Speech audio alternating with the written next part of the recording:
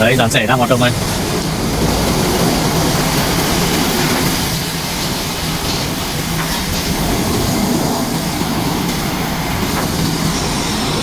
Còn bên này là đang lắp dàn máy băm bia ở đây. Tí nữa thì em sẽ quay phim cụ thể chi tiết cho các bác xem.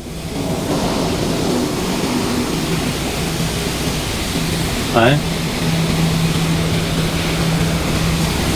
Anh em đang còn lắp cân chỉnh máy.